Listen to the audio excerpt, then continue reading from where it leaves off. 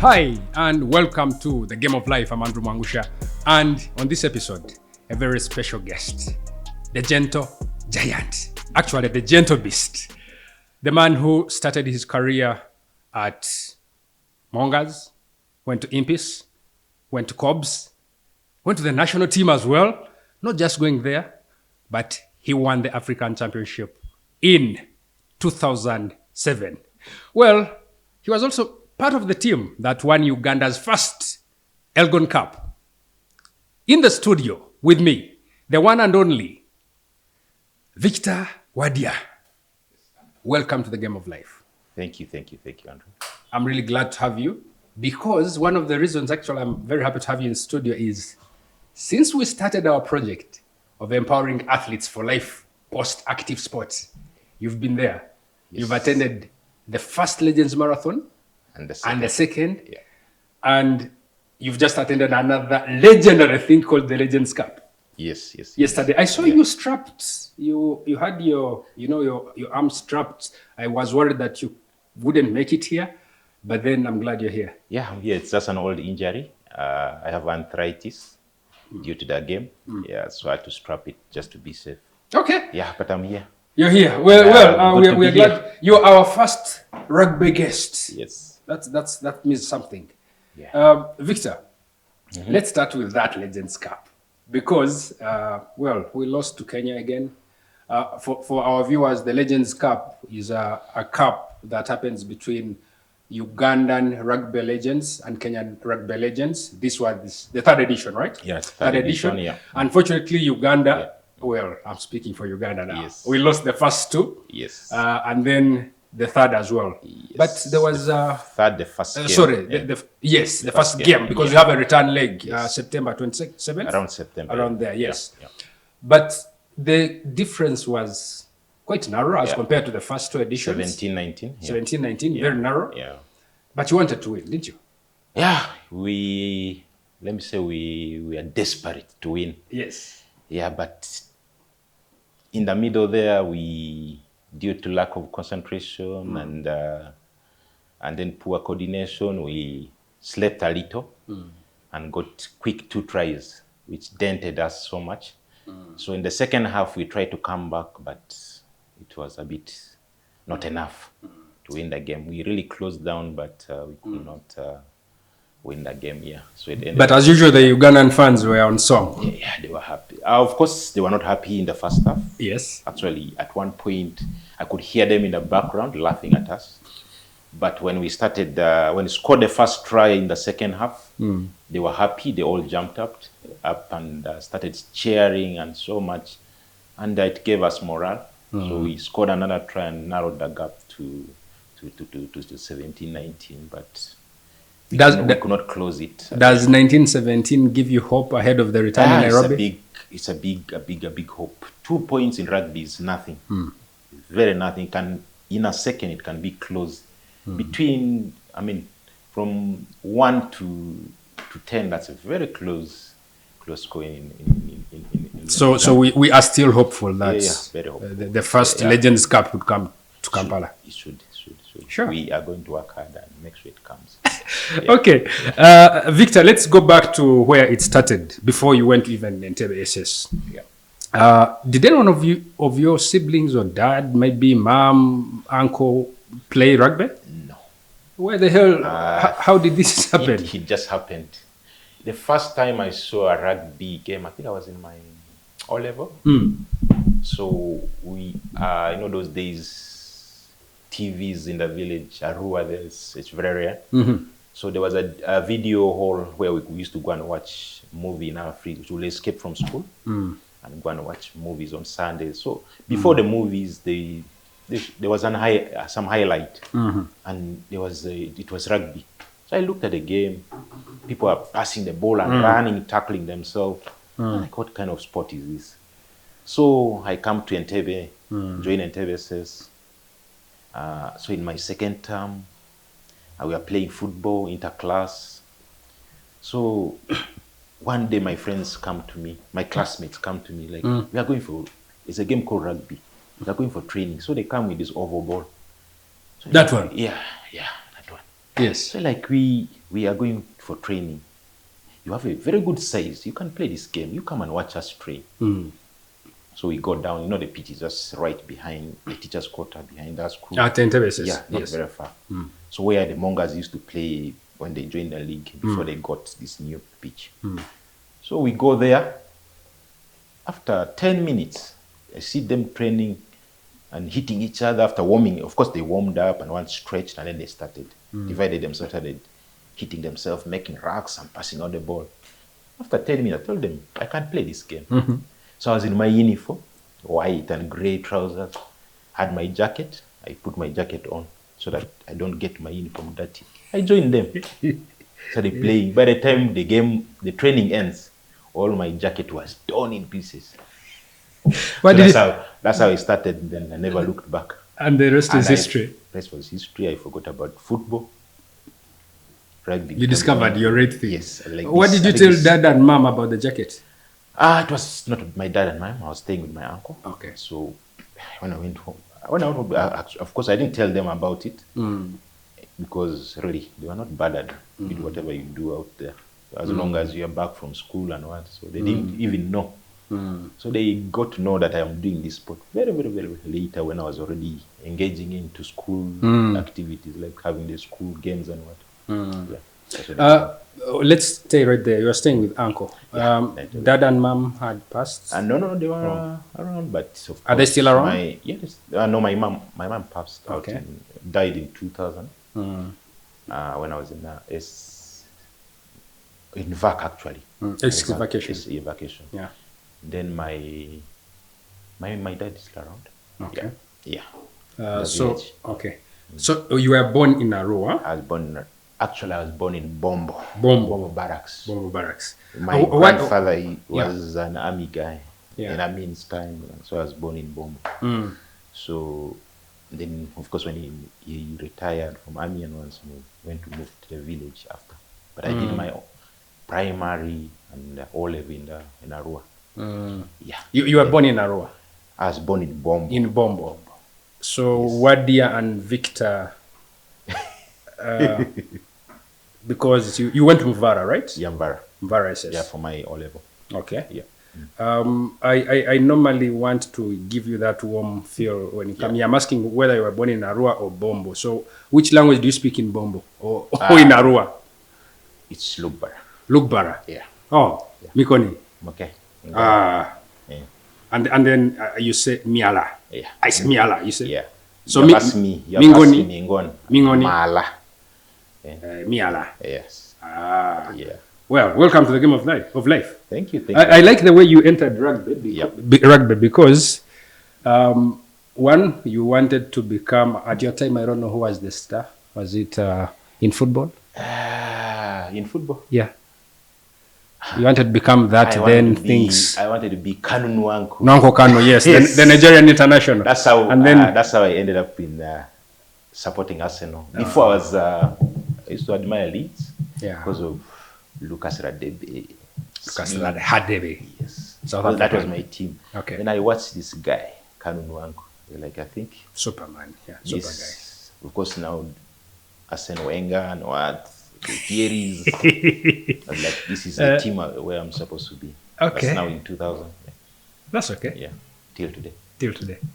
Well done. How is it going? It's okay.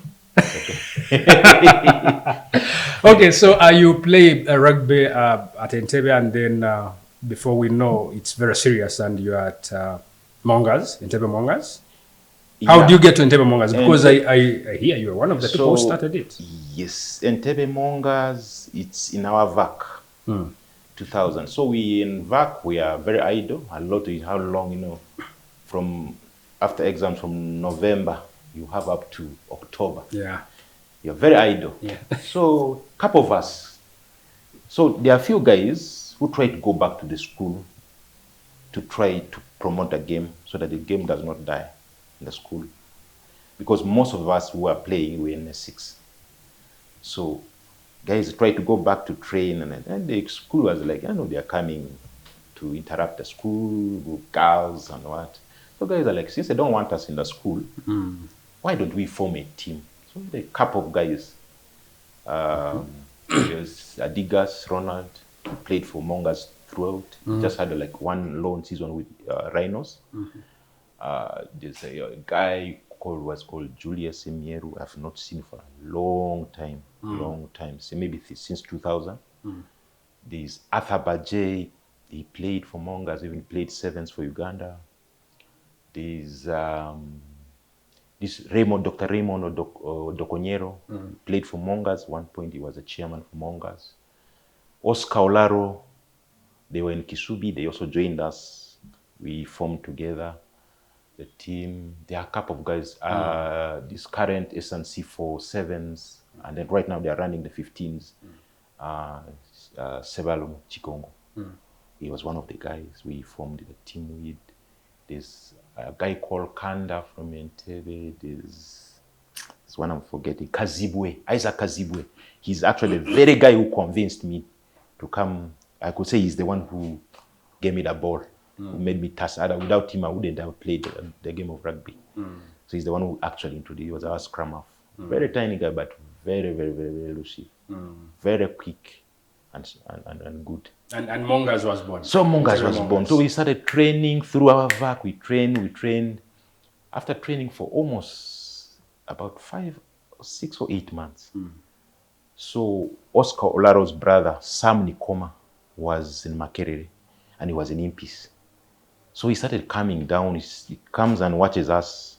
He sees like a bunch of guys playing. So now our training was we just go the pitch, get a ball, warm up, divide ourselves. You hit yourselves until it's dark. You go back home. You walk back home.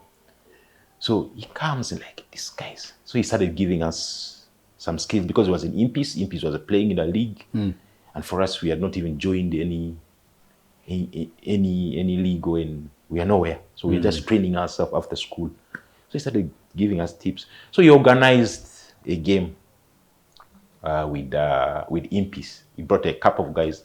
We had a white guy who owned 4 turkeys.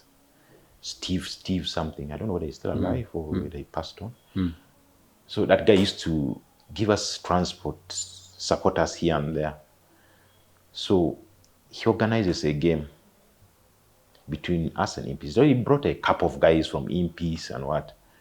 So we play in that central ground. The football pitch was quite rough. Right now it's better. It had stones and what. So we used to train on the side. So we organized a game there. So we beat them. And then that's when we started. Eventually we went in the field. But of course, when I joined campus, I could not continue to come back to Entebbe to train. I didn't have that transport.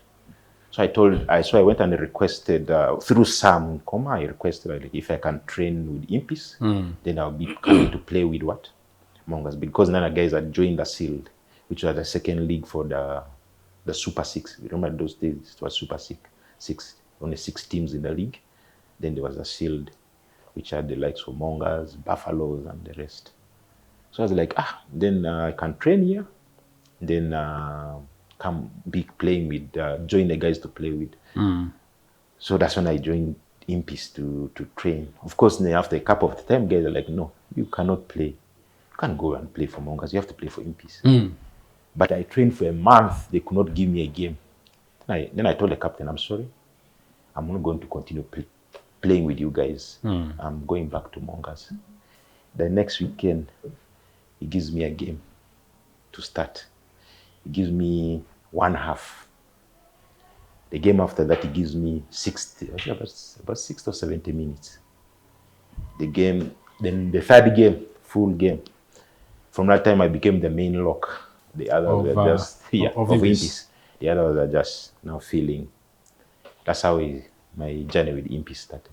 So you literally forced yourself into his thoughts and plans. Of course, I was good. And I believe I was good. Yes. So that's why when I joined, there was no looking back. And of course, they could see my work rate, the tackling, because my thing was defense.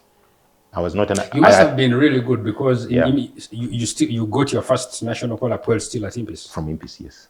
Okay. Yeah, I got my national team. We had done, they had called 2001, they had called under 21 training. which was being coached by Sama Hamia and late Habo, Herbert Wafula. Yeah. So in there, so after training, they made it under 23. So they brought in likes of Fred Modola, Brian Makalama, a couple of other guys. So we went to Nairobi. Still at Impis. I was still at Impis, Yes. and that now I playing for National Uganda team, yes. national team, but under 23. So we played that game against the Kenyan side, and Kenya was playing Cameroon at that time. We lost the game, but it was so close that when the Kenyans saw that we are closing the gap, they ended the game that the national team has to play. We played second half for maybe like for 25 minutes. Where was the game? Ngong Road. They did about 25 minutes in the second half. When we closed the gap to 1 point, they ended the game. So that the national team was to play. So that's how it started. So the next year, 2002, all of us were called to the national team because these guys had gone to Nairobi, to Cameroon, Douala, the national team, and they lost so badly. They were beaten and they came with a lot of injuries. A couple of guys disappeared. So there were very few guys who stayed in the national team. So they called all of us to fill in that gap. And from that's how we started. Then we went for the Zimbabwe tour. That's when I made my debut in Zimbabwe. Okay. Yeah. Okay, so then now how do you end up at Cobbs? So, Impis I did 2 years. That's 2000, 2001 and 2002. So we went to 2002, we went to Dar es Salaam with Impis to play inter-university. So I got injured so badly in the first game. I took in the ball and I twisted my ankle. So I took long to recover. And then there was no treatment for me. So, but I was in my now going to my third year. After 2002, now this 2003, now I was going in my third year. So a couple of guys started talking to me. The first person was Gama, because we went together for the inter-university. Gamal, he played yesterday with you. Yes. Gamal, Faisal Gamal, Alan Musoke, a couple of other guys who were already playing for Cobbs. So when we came back, he started talking to me, because of course we'll meet on campus. So we started talking. Why don't you join us? No, you can join us. Blah blah blah. We don't have locks. We will really be good for us. But when you feel ready, please come and join us. And then I think he went and talked to the chairman, and the chairman was also actively still playing. That's Nathan Wasolo. Then chairman also approaches me. But before that, different clubs were approaching me because remember Andrew Awol was our chairman. Yeah. Gideon Kamia was our assistant. He was vice chair and also assistant captain. There was Deo Munube was the captain, and these guys were linked with Heathens. So they also wanted me in Heathens. So one day evening, I go to Chadon, I sit there, like, it's not a place for me.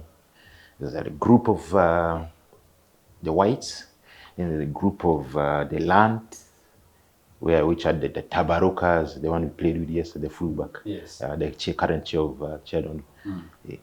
Then there was a group of the Nago boys, the Naguru boys. So I was like, you didn't fit in. I cannot fit here. This. So, and then again, I was on Makerere, we had Mitchell Hall with John Musoke. John Musoke said, like, no, you have to join Rhinos. And Joseph Bugabo. Yeah. Because they were in Rhinos, they're like, you have to. And they were roommates, and we were in Mitchell Hall. So inter-halls will play together. They're like, no, you have to join. When you come, you'll not even be a lock, you'll be number 8. Of course, that was a dream number.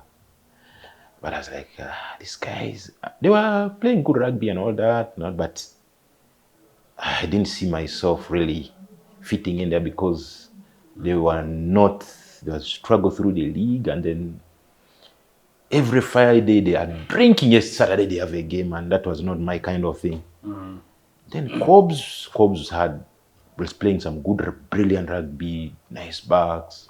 They didn't have forwards, but they were playing very well and winning everything. Then, of course, when they reached out to me, like, and then before actually that, there was also Pirates.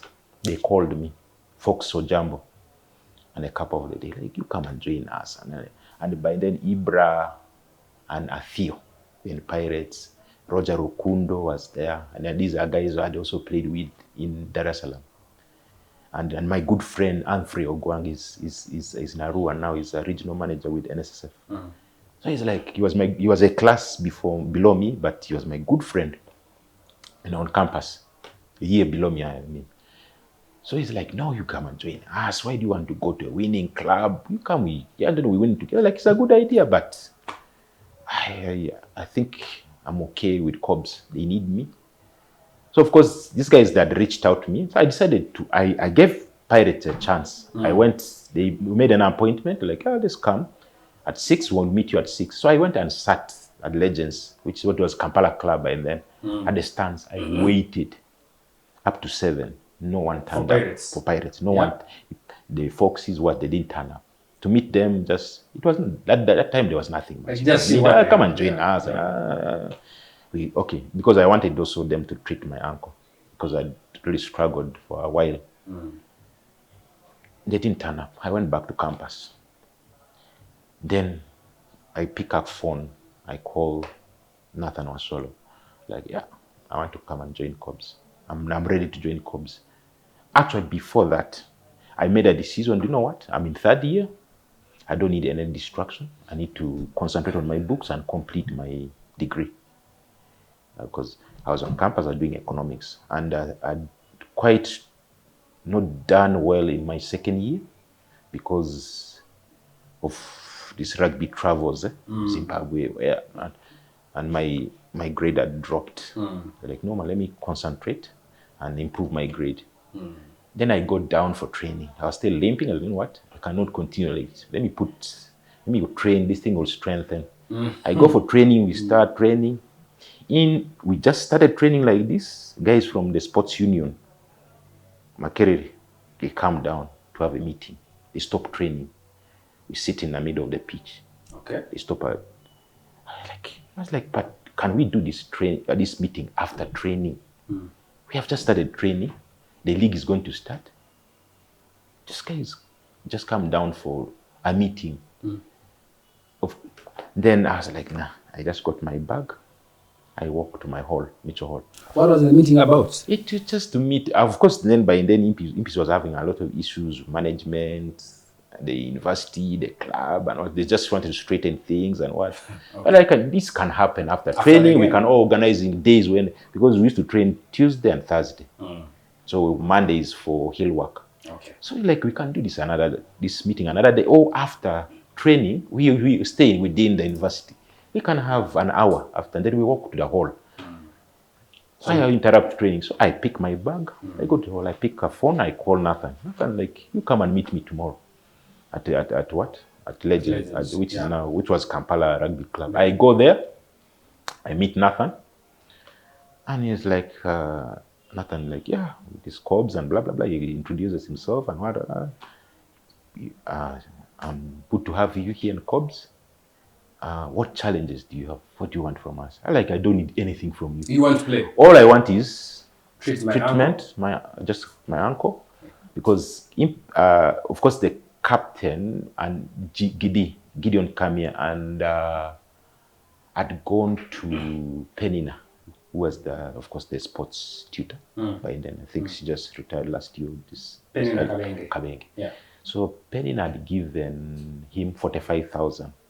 They had a clinic here at opposite Esokona. I've forgotten the name.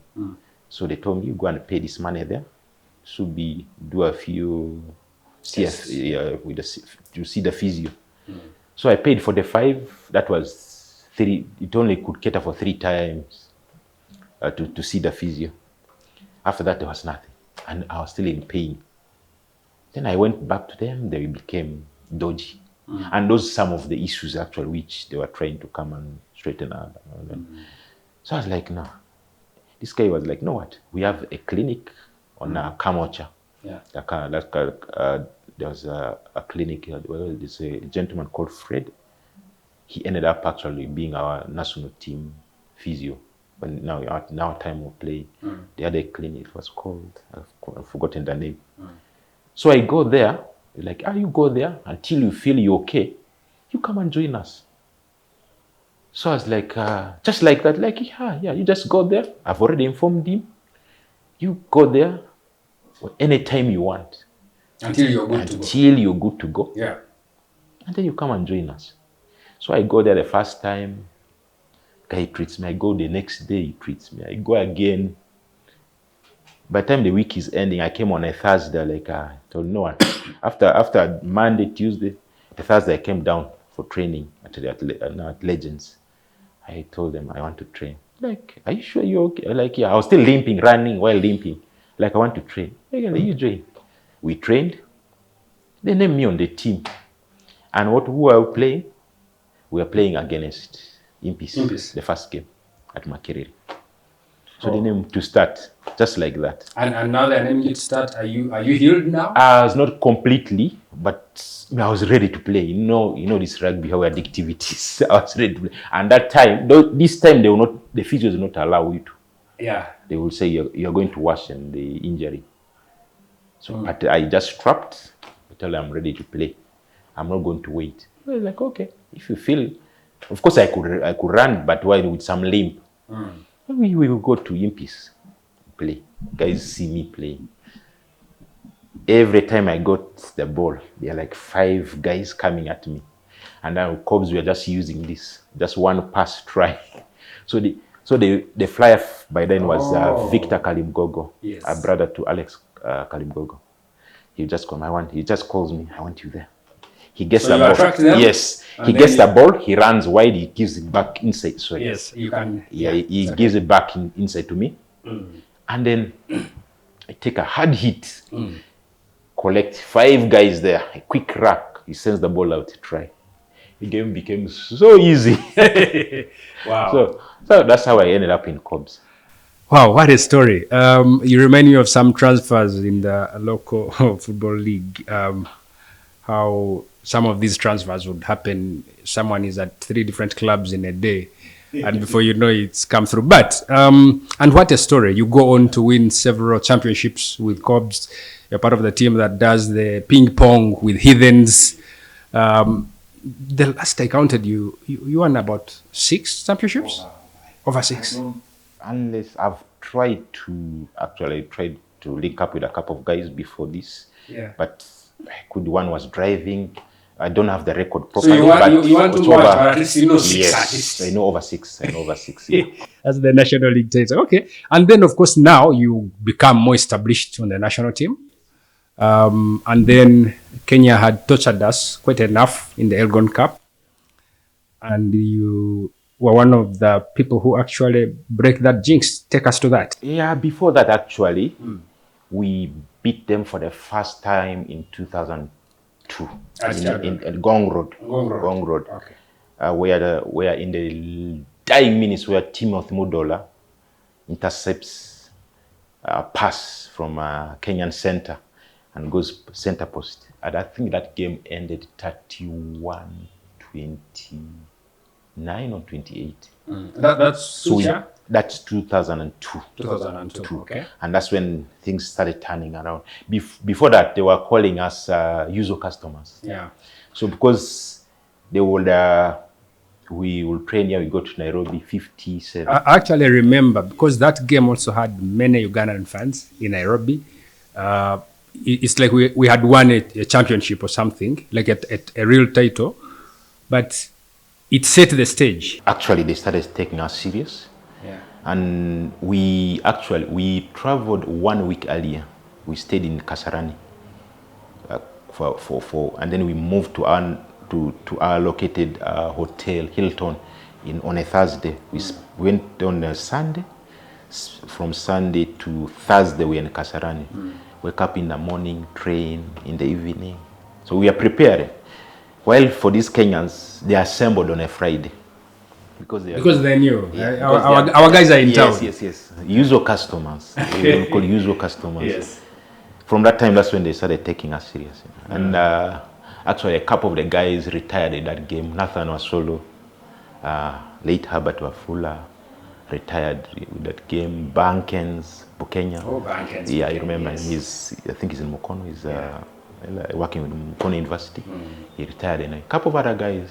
Yeah. They felt like, I mean, the monkey is off our back. Yes. We can now retire. Yeah.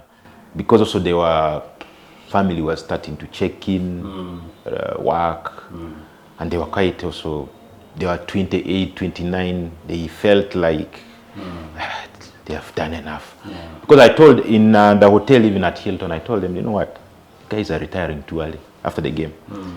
I told, mark my words, I'm going to play even to 40. You guys are retiring. Like Nathan was like, you're joking. You will tell us, you'll get family, what? But then, of course, I was... Even Bankens focused on books, went all the way. Like, no, you will tell us, When you get there, you'll tell us. Family will check in when you retire. So, yeah. Okay, and then that game, that particular game, the one of 2006 for the Elgon Cup, Ngong Road. I'd love you to take us through the moment where you made the last 20-meter dash to the try line. 40. About 40. I'm actually undercutting you. Yes, a 40-meter dash. It's about 40. And then just that feeling, because just how was it? Of course, 2006, by then I was on my peak already, and people also believed I was starting to decline. Okay. And I think, how old was I? I can't remember, 25, 26 by then. We had, of course, played a couple of games, Zambia, blah, blah, blah. I'd gone to Namibia and all that. So we trained, and by then, Chester Williams had been brought in. The legend. Yeah. He comes here with all these, all this game structure and all that system, putting systems in place. And a couple of us actually struggled and got dropped. And he could pick on you. You wouldn't like it. Even when you do the right thing. If you made a mistake, Andrew, he will pick on me. As long as he has picked on me, he will blame me for the mistake. When I'm even away from you, he was that difficult to work with. Very tough. But he kind of organized our rugby. A couple of guys could not handle his press and they dropped off. He actually, likes of Faizo Gama, he dropped Faizo Gama, brought late Seguya to scrum half. He dropped a hooker from Pirates, Deo, to Deo something. He also passed on, I think 2-3 years ago, immediately after lockdown. He failed to throw the ball. He was our best hooker. He could throw at all angles. That's when the likes of Mubiru came in the picture. He dropped him, brought Mubiru, and then trained a prop to Solomon Mawanda, and then was filling in like the debut to Mubiru. That's how Alex Mubiru came in the picture. Yeah. So they couldn't handle the pressure. Now, how I made it on that team, he picked on me because I was working with UTL as in the call center. So there are times I could not make it early for training, and he had a structure. He didn't like late coming. So I would come maybe a minute because I have to run to Legends and change and run to Chedondo. Then I would be maybe 10 minutes because training would start at 5. Sure. Yeah, that's it. You're different. The locks are warming up, lifting as the hookers are throwing and all that. Departments are working. He had brought that kind of structure compared to our previous structure where you meet at 5:30 or 6. You start doing fitness. You run on the hill at Kololo, carrying logs and pushing Jerry Bally's pickups around, carrying bags of sand packed, 25 kgs of sand on your back. You wrap up the hill, Summit Hill at Kololo. So he had cleaned out all those things. He had brought structure. his fitness was on the pitch, not on the road. Yes. If gym, you go to Kavira, and by then Sudir had given us gym at Kavira on Goodwill. So he brings all this. So I'll come maybe 5 minutes late, maybe 10 late, because we jam getting down here, and then you have to change and cross to Chadondo. So he started picking on me. So making that team, he makes the team about, I was told now by the other coaches, Kairo Kasasa and even the captain. Our captain was Peter Magona. So he made the team 3 times. In the 3 times he made the team, I didn't appear on that list. He dropped him. But these guys begged for me to be on there because they knew my potential. They begged, like, this is our main guy. He has to be here. Please, they begged me. So the final list, he puts me there. Without even consulting them, eventually he puts me there. He announces the team upstairs at Chadondo. So we are sloping down now to go through the drills. Just the last touches before we head out to Nairobi. Down the stairs, he rushes next to me. Yes, he tells me, you're not supposed to be on my team. It's because your other coaches have begged me, and this is the last time you're going to be on my team. He told me that. I expect you to play your best game, and this is the last time you're playing for me. One chance. Yeah, this is your last time you're playing for me. This is your last chance. You'll never be on my team again. So I tell my guys, I'm like, no, this is the last time I'm playing with you. I'm also going to retire. I think I've also reached my peak. This guy has told me that it's the last time I'm playing. I'll be on his team. Let's go to Nairobi. I give my best. And then I call it quits. I focus on my club. So we go down, we go through the last touches before we head out. It goes well. So we actually, the team went before me because of work. I could not, so I had to take a flight with the team later. So they went on Thursday, I went on a Friday after work. So we reached, and then we go to the hotel and all that. We played a game. So in the middle of the game, of course, Kenya first 15 minutes, they score quick. They're always good at quick starts. They start like yesterday. Yeah. If you watch the game at the beginning, how they were throwing at us all those hits in the first. So they always play the first 15, 20 minutes so hard. And so they score quick. By the time you wake up, you're done. You can't get them. Yeah. So they score quick 2 tries. And the second try was scored through me. I look at the bench, I was like, now I'm done. This is it. I look at the coach, I didn't even want to see now what's happening there. I peeped aside. He didn't say anything. I didn't see an action. But because what happened is my role in defense was immediate after the centers. The centers was Dr. Stone Luja, and John Musoke. So John rushes out. I think Stone was tired because the game was too fast. These guys were too quick. So I called Stone, come. He leaves a big gap. So I made a decision, let me close this gap. He stays on the rack where the rack was, instead of flashing out. I was like, you know what, let me close. And John had moved left about 15 meters. So these guys go wide and send the ball back in. Their center hits right at me here and scores under the post. 14-0 in 15 minutes. It's like done. So we continue to play. I think we scored. I think Simon Wakabi did an individual play, and what he scores? 7 points. Of course, late Sogi was on fire by then. He starts kicking from penalties there was one even an hour half on the hour 10. He puts it inside. Then we play. John Musoke was, when he gets the ball, he would sometimes even run away from defense, and so I tracked him. He hit the Kenyans, moved like 20 meters from our half. He places the ball. There was no one to rack the ball because he was very unpredictable. That side, this side, following him was hard. So I track him. I was the first person. He places the ball far. Kenyans were trying to come and pick the ball. He just shouted, pick the ball, pick the ball. So I pick this ball quickly. I flash out. I come back inside.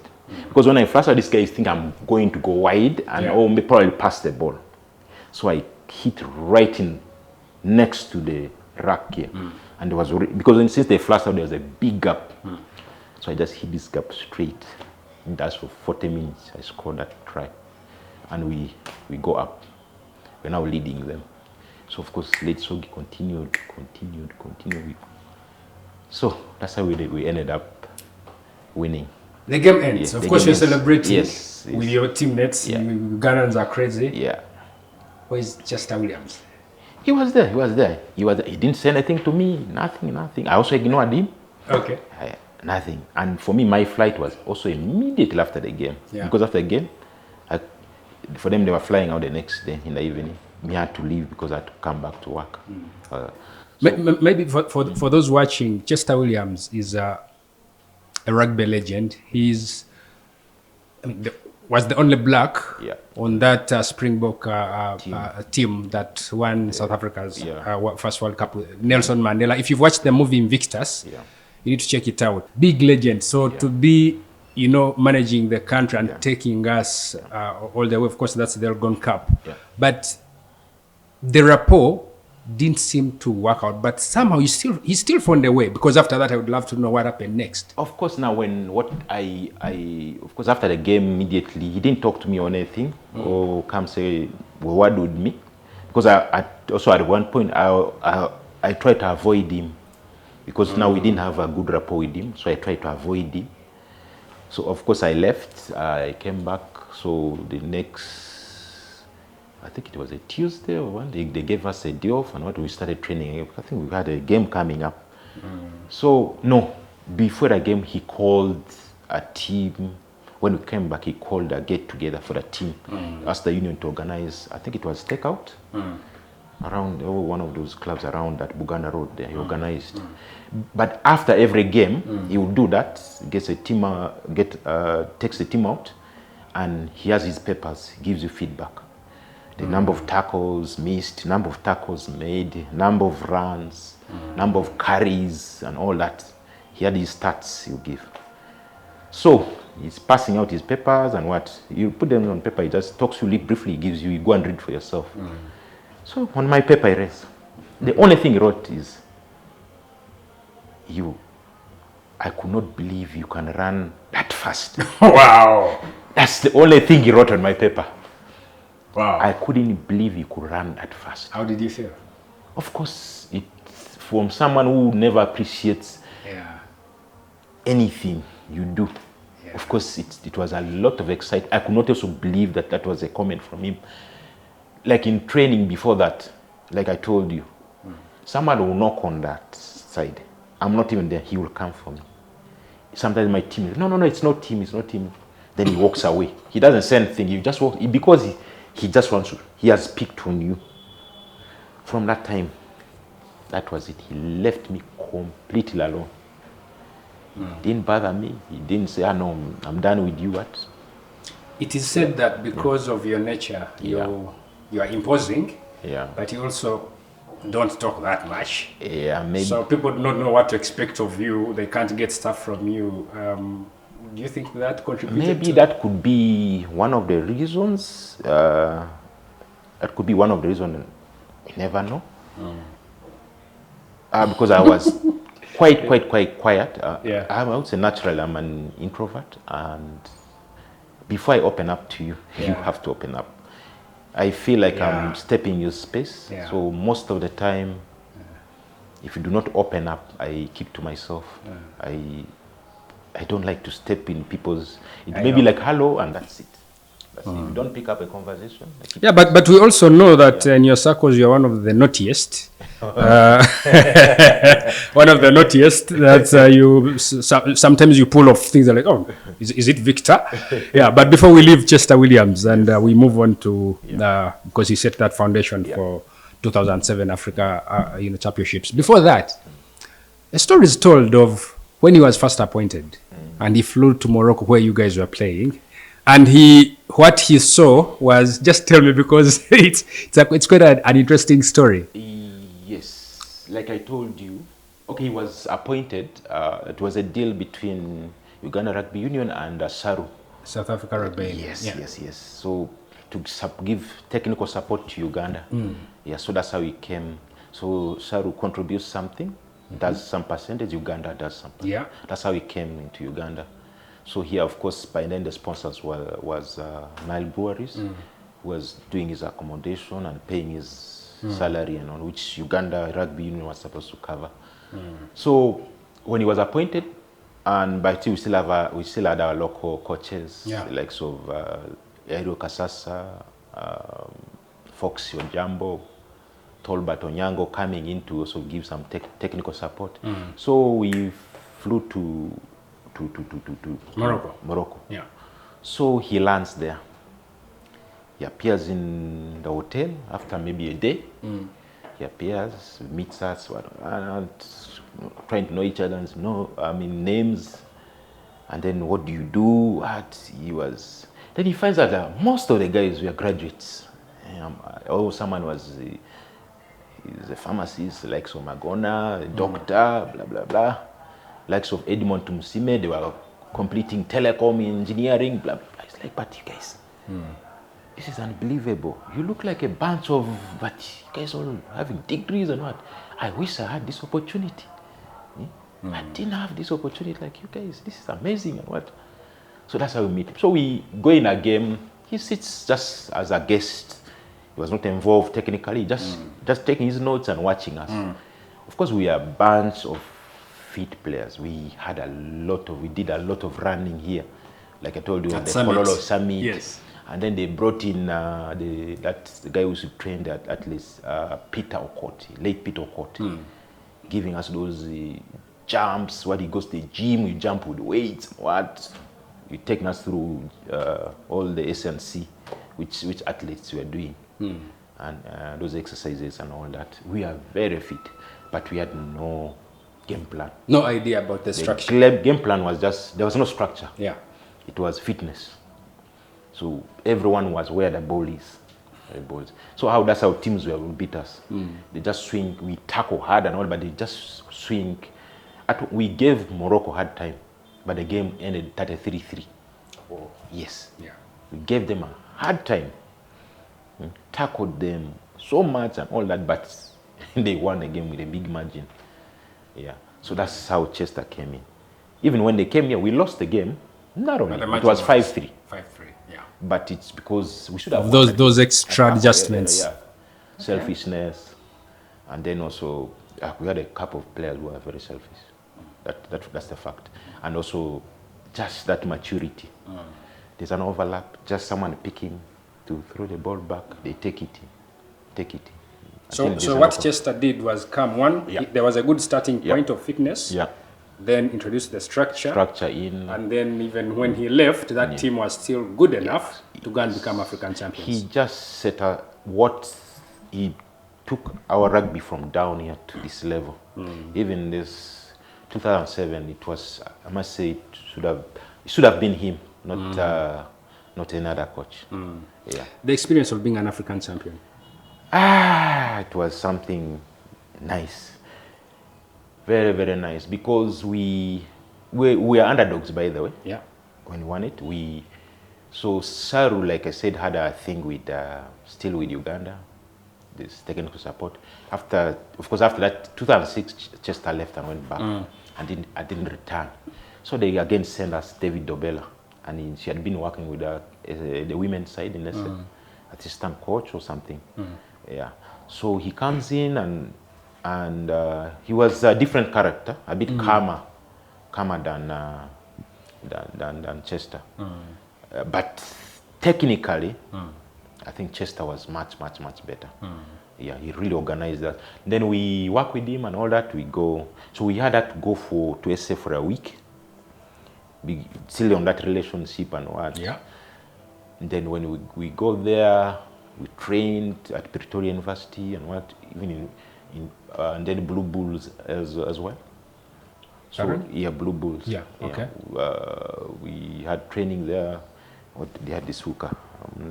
Forgotten, a black guy. I've forgotten his name. He was injured. He came and gave us technical support. Their coach just came and met us. He was supposed to also drill us, but he came and just met us, and all. He didn't have time. He was preparing the team for a game against Sachs. I think so. Yeah. So we had a week there, and then we fly back to Nairobi to head to Madagascar, and we all were brought in the same hotel. And this other team are walking in, big guys. We are all small, and very few big guys. When you say we are all small, that includes you? Yeah. Okay. If you see Ivorians, if you see my opposite lock, he was the captain. That guy, the neck is this big, dark. I'm dark, but that guy is dark, huge. Okay. That's my I get my the opposite number. Yeah. So that's the guy I was supposed to. They walk in. We reached late. Even when we get there, they had cleared all food. All the food for the entire team was gone. Okay. So our team had to figure out outside of the hotel. Outside of the hotel, maybe a couple of things here and there just to survive. So they got there. I think they had to charter a plane for all of us together to Madagascar. I'm not really, of course there was only one flight there. So we are all in that plane. So we are Kenyans, and Kenya had been from Hong Kong. I think that we won Hong Kong sevens. Yeah, they had that back line, Africa Yange, the brothers, Benjera, Lavin Asego, Victor Sudi, all those guys. That was their back line, and the entire back line. So we go. Yeah. They didn't even they put us what they call the 3-star hotel. But it was so miserable. But our guys are like, but man, we have to survive. We have been here before. We know the situation here. We have to survive. There was no training pitch for us. Through our liaison, they found us a potato field near the valley, swamp. That's where we are training from. So we go, we do our training and all that. Our first game against Kenya. Go. Start. Because we are trained well, scrums and blue bulls, and technique was on point. We start slowly. We beat Kenya. They couldn't believe it. They had a very superb backline. But in a way, we also organized. Yeah. We all had our suits, our number, we could call number ones. A blue jacket and all that, tie, the Uganda Rugby Union tie, while they are coming with their Hong Kong jerseys and what. So we organized in our way. We won the first game. Then they're like, Madagascar. Of course, Madagascar beats Ivory Coast. Like, Madagascar will get you guys in the finals. We started. For 6-6. Of course, we knew how to beat Madagascar. By then, Kenya had not beaten Madagascar. The best was a draw with them at Gong Road. They had never beat Madagascar. Madagascar always, because those guys are too quick. Even their forwards run like backs. There's no difference. They are really quick and their hands are good. So we beat Madagascar and win the African Cup. Yeah, just like that. So the feeling was so nice, so nice. That's quite something for someone who started just playing it easy at Entebbe SS, now African champion, and then of course back home. Yeah. For people like you who go out and you are chasing all these dreams, there's always that support system back home. At the time, had family coming? Yeah, but yes, 2006, right? Yeah. That's 2006. 2006. Yes. By the time I was with my partner already. Yeah. Not married. We are living together. Okay. Because we were all from humble backgrounds, but then we looked at each other and like, no, we can't continue renting different places. We practically are spending nights in one place. So why can't we just move in together and stay together? Yeah. So by then I was staying with my partner. The game has given you so much because your partner is from the game as well, isn't it? Yes. Eh? So you understand each other so well.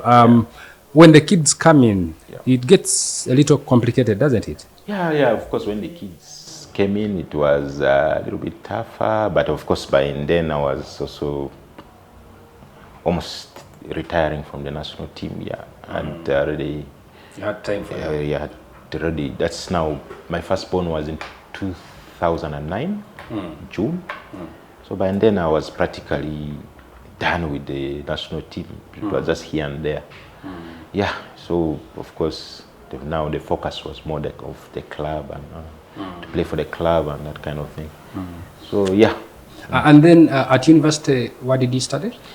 At university, I studied economics. Economics? That's your first degree? The first degree. And then that's 2003. I graduated in 2003.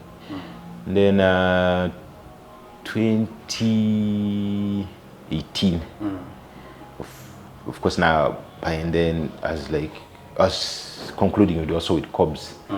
I decided to also go for my master's. So 2018, I joined ISPAT for my master's in IT. Yeah, so you're making it sound simple. At least others say Masters of Science in Computer and Information Technology. Master of Science in Computer and Information Technology. Okay. MSIT. Yes. Okay. So, which I completed in 2020 and I graduated. Yeah. Were you working at the time already? Yes, I was working. I was still working. Actually, it even got me a promotion from a regional supervisor, retail supervisor, to a product marketing specialist in the marketing department. Between actually marketing and commercial. So you work with IT to refine products. Okay. Yeah, for the company. Africell has since left. Yeah. So what's up now? So 2021, Africell had to close down because they tried to. What happened is they couldn't. They wouldn't want to go through that and all that.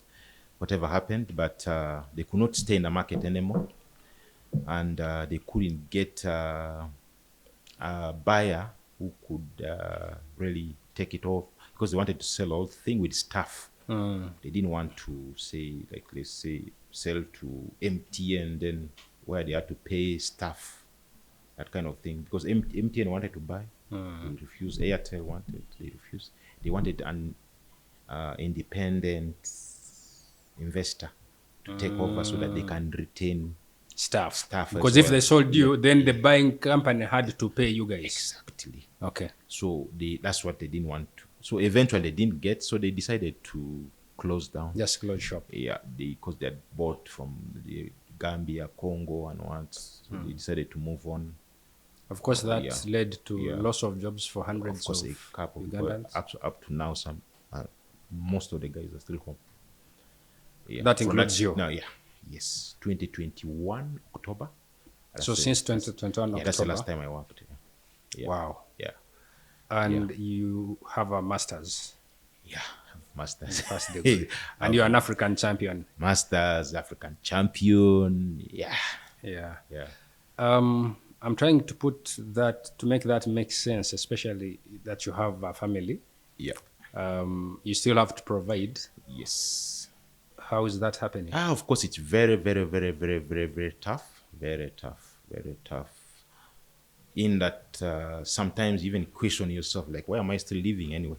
Why can't I just take a shortcut? But you have kids here. What does that mean, taking a shortcut? Do exit. You mean you've contemplated? You think about all those options. Taking yourself? Yes, especially when it gets really, really, really tough. But I'm blessed. I've had a supporting wife. and has been really providing and also trying to supplement a little I bring on the table. That's what has been really keeping me going. Of course, to mentally to be, let me say, mental health to be okay and all that, I've been engaged really with this rugby training. I've worked with Namliango since 2010. I've been Nwankwo coaching. College. Yeah, they're under 15. Yeah. Practical, which is grassroots, teaching those young boys skills, and all. I've been doing that 2010 up to today. So that's one of the things which have been keeping me busy. And then eventually I also started coaching our ladies side, Panthers. Yeah. Done about, I think now 3 years with them. Then 2023, I was appointed assistant coach for the women's side till last year. Of course, this year they had to put us aside and they handed it over to the sevens coaches. So those are a few things which have been keeping me engaged here and there. And of course, small things I do here and there to try to support the family. So that's how I've been surviving since then. Yeah. Your wife, does she understand the situation? Of course, he's very understanding. That's why I'm saying I'm one of the few who are blessed, because I've have friends before, even when I was working, a couple of friends, where the job becomes funny or they lose a job, and you find on the home just goes, the lady leaves and abandons you with the kids here. And the guy is coming just to ask you for 5,000 to buy food on the table, or to something 20K to pay the bill, or the landlord wants to throw him out. He's going around through his friends are just asking for that little help of 50K or 20K to top up to pay the rent. He was moving from this high-end place where maybe he was paying 700 or 1,000,000 shillings and going to a place where he can pay 100,000 to just survive with the kids. I've had that kind of friends, but having this supportive wife, I must say I'm lucky. And one of the things which helped me, when in my time from UTL to Orange, I decided to build a house for myself in Bulgaria. So I don't have a landlord who comes and knocks at my door. All I have to do is pay the bills and provide food on the table. Yeah, so that bit has helped me to survive till now. Yeah. You mentioned about thinking about the shortcut. Yeah. Mental health is a big thing. It's a big thing. Not just for athletes, true. but Yeah. anyone who's trying to make things, to make ends meet. Yeah. Was it one point, or you have several different Oh, there are situations several, like, as a man, a man's ego is always big. Yeah. You're seeing there's a school fees on the table. You cannot even raise 10% of it. And then you're like, man, what's the point? What am I doing here? What kind of a man is? You start asking yourself these kind of questions. Of course, it starts eating you up. And then the mind starts going this direction. Actually, if you took away your life, there's no difference. You are equally dead. Yeah. So you kind of start asking yourself that kind of it keeps coming in your mind. Of course, but if you're involved in sports and all that, engage yourself, you somehow, if you keep getting over it and all that, like now you see like the legends things we are doing, that was the idea actually, to try to get guys together, to get to know each other's issues out there, so that you don't die alone. Yeah, but because when you're together, you never know. A friend goes, I can sort this problem out for you. Maybe I can borrow you some money. You start something. Oh, there's a job interview here. Maybe you can come and attend. I'm doing farming here, and can we try this and that kind of thing.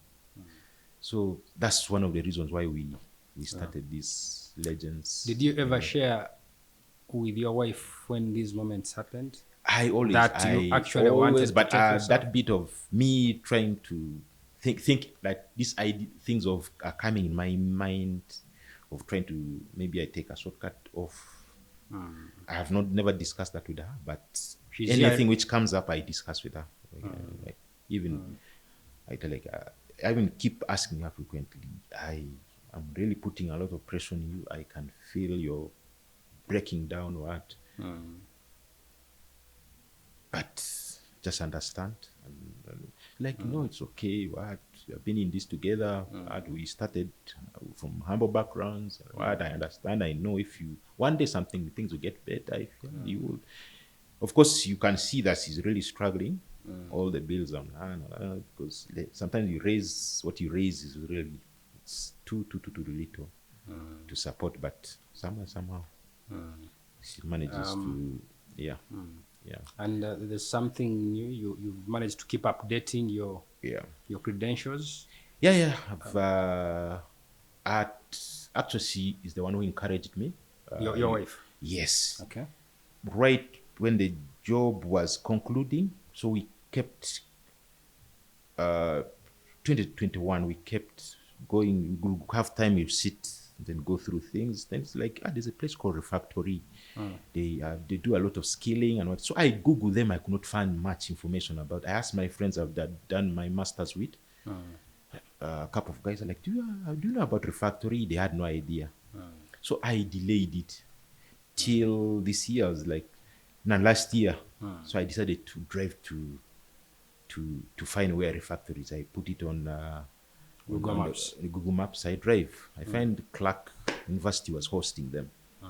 Ian Clark's university is hosting them. So I go there. I ask a couple of questions. They're like, it's okay. We'll be our next program. This current ones have just started. You're too late, but next year you can go back and apply now so that you can be on board. So immediately, of course, I didn't apply immediately. I gave it time, thought about it. Then Jan, there I applied. I applied for data science and and machine learning for 3 months. Certificate in data science and machine learning, which I just completed last week. We did our presentation, I think, on Thursday. And then when I completed immediately, I also applied for software engineering with JavaScript, which I started this week. I've just done a week. Nice. Yeah, so I just updating myself. Of course, it's a tough thing at this age. Yeah, but I also do it not just for a job, but also to keep myself updated. Try to what? To activate some of those old skills. Yeah. There's that gap of you're doing your best. Yeah. She is doing her best. Yeah. But in between, there must be that pressure of you are desperate to make it so that you at least pay back. Yes, of course the pressure is there. We always talk about it. I keep telling her, I don't know what you have done for me. I don't know whether I'll ever pay back, but I'm hoping that things get better one day.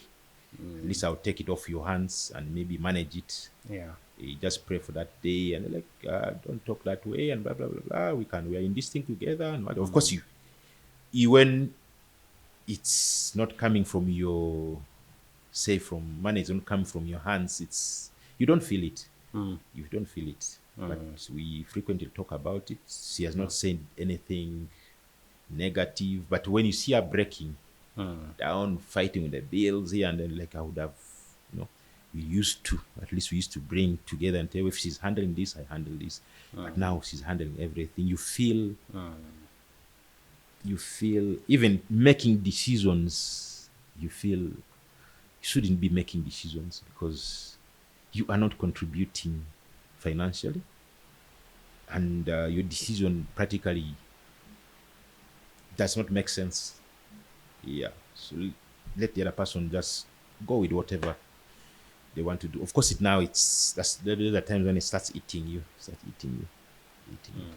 Yeah. She has a stable source of income? Yeah, for now, yes. You know, these things are tricky nowadays. Yeah. Funds being cut by Trump and all, and you never know what will happen tomorrow. But for now, she's surviving. She's a bit stable. Yeah, she's a bit stable. But at least supporting the boys. Yeah, she's a lesson of Yeah. someone sticking with you when things are not happening. exactly. Yeah. Exactly. Okay. Yeah. The other beautiful thing is you've not stopped Yeah. and you're updating your credentials. So Yes, when it yes, happens, yes, it will find you yes, ready. Yes. As a man, you have to keep struggling, not just only in saying looking for a job. Yeah. I would even prefer if at this very moment if I can employ myself. That's why I want to do. That's why I preferred IT, because with IT I can easily employ myself. I've done support with UTL before, and it's more a hands-on thing. With it, you can easily employ yourself. Yeah. So that's why I want to all equip myself properly and see what I can do. Of course, there are a few things I'm trying, like farming, which is very tough. Yeah. Yeah, I started like 2022, but it's tough. No one should deceive that farming is easy. Farming needs money. You have to have money.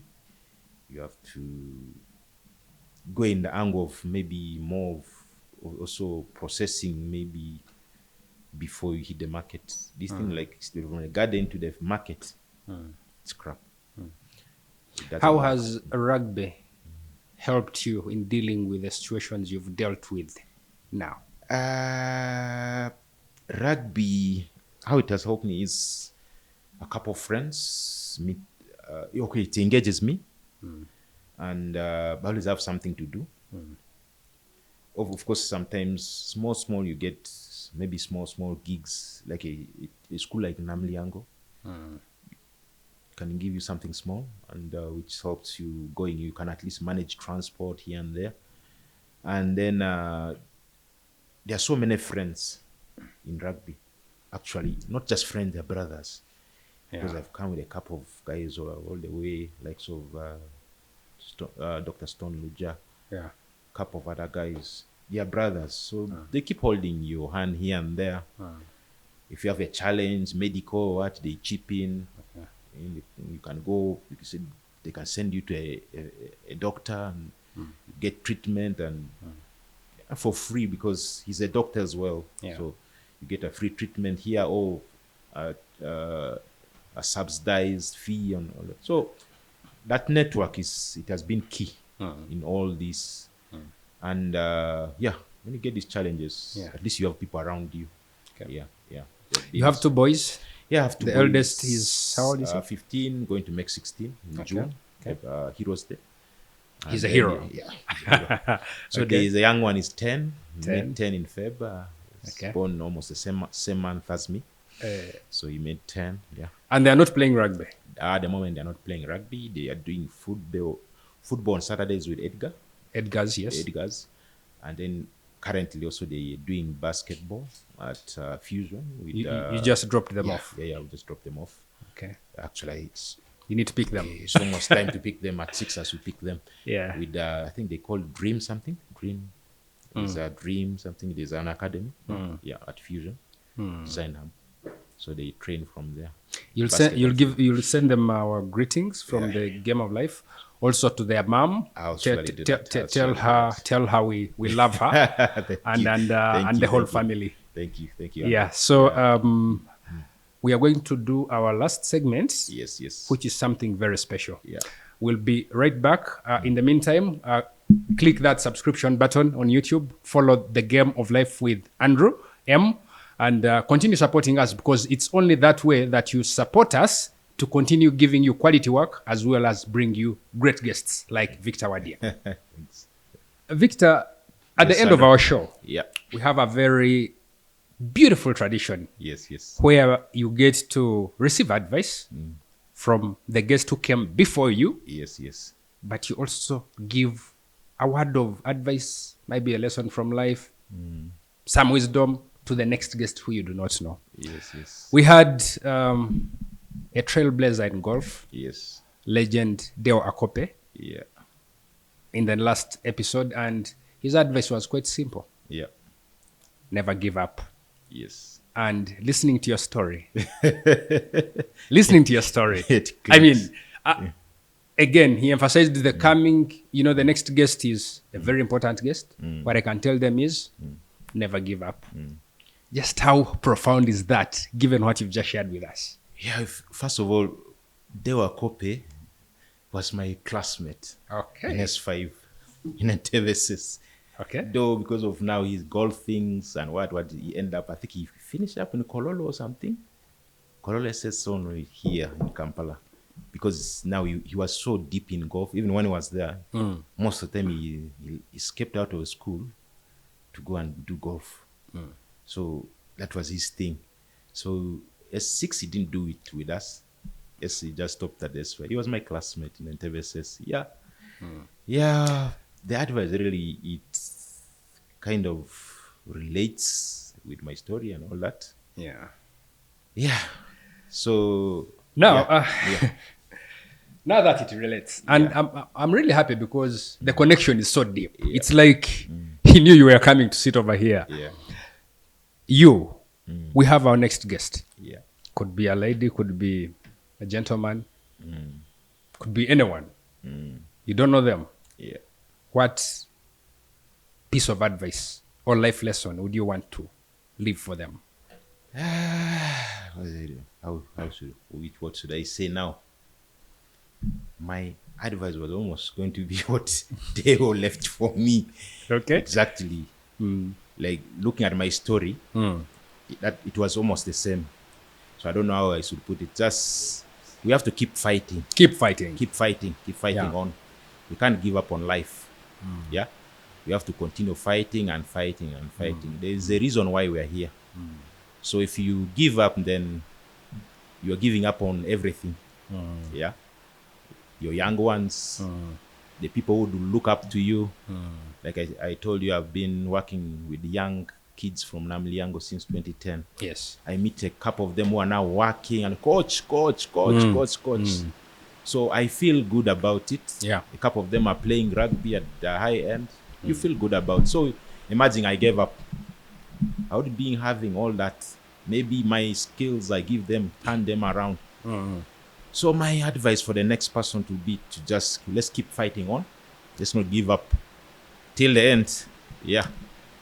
Wow. Yeah. Victor Wadia, Yes. thank you so much for honoring our invite to the Game of Life. Yeah. Thank you for Your hosting story me is here. quite profound. Yeah. It tells us, to be vulnerable, but also never give up and keep fighting. Yes. You are playing the real life, rather Yes. the real game of life. Yes. Thank you so much. Thank you, Andrew. Follow us, like us on all social media handles, but also press that subscription button on YouTube.